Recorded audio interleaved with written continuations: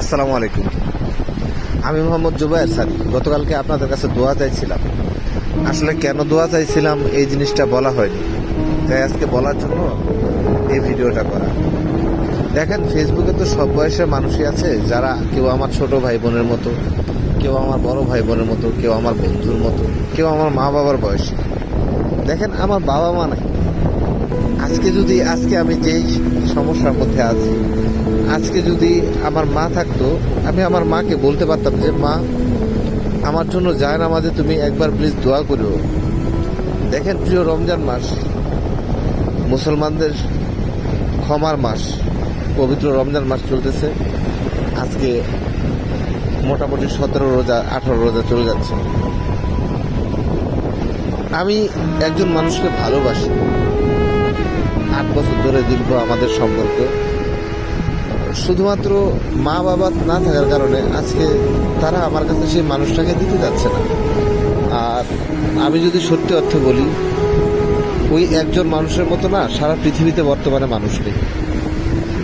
আমি বলতেছি না, আমি সবাইকে অপমান করে বলতেছি না, কিন্তু এই ছেড়ে যাওয়ার যুগে তার মতো একজন মানুষ সত্যি সত্যি কি বলবো, যে 8টা বছর ধরে যে মানুষটা আমাকে শিশু বাচ্চার মতো করে মানুষ করছে, আমার সমস্ত আবদারে সব সময় মানুষটা ছিল, যে কোনো চাওয়া পাওয়া যে কোনো সময় ছিল মানুষটা আমার। কিন্তু আজকে একটা সময় আসছে,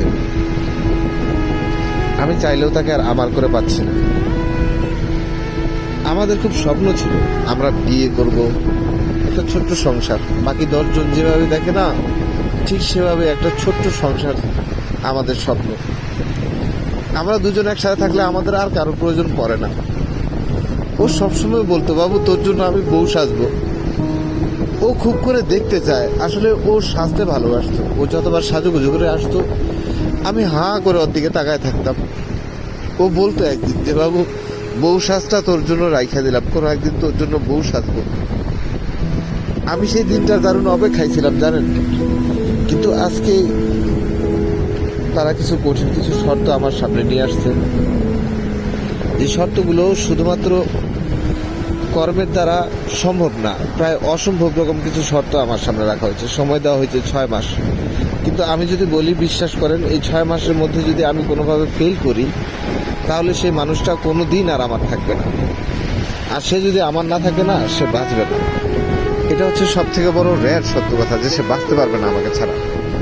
তাই দেশবাসীর কাছে বলবো যে তোমরা যারা আছো বা আপনারা যারা আছেন, আমাকে শুনতেছেন এই মুহূর্তে, নিজের সন্তান মনে করে, নিজের ভাই বোন মনে করে, নিজের বন্ধু মনে করে মন খুলে দোয়া করবেন যেন সেই মানুষটাকে আমি পাই। গত 2 বছর পরে গতকালকে তার সাথে আমার দেখা হয়েছিল। কালকেও কান্না করে বলতেছিল যে বাবু তোর জন্য আমি বউ সাজবো। আমি যদি কোনোভাবে ফেল করি, মানুষটা বাঁচবে না। আমি আপনাদের কাছে শুধু দোয়া চাইবো, যে দোয়া করে আমাদের জন্য দোয়া করবেন, যেন আমাদের পথটা সহজ হয়, আমরা যেন আমাদের সংসারটা পর্যন্ত যেতে পারি, আমরা যেন আমাদের প্রতিজ্ঞা রক্ষা করতে পারি। মৃত্যুর আগ পর্যন্ত একসাথে হাত ধরে থাকার প্রতিজ্ঞা করছিলাম তার সাথে। প্লিজ দেশবাসীর কাছে দোয়া চাইলাম, আপনারা আমাদের জন্য প্লিজ দোয়া করবেন।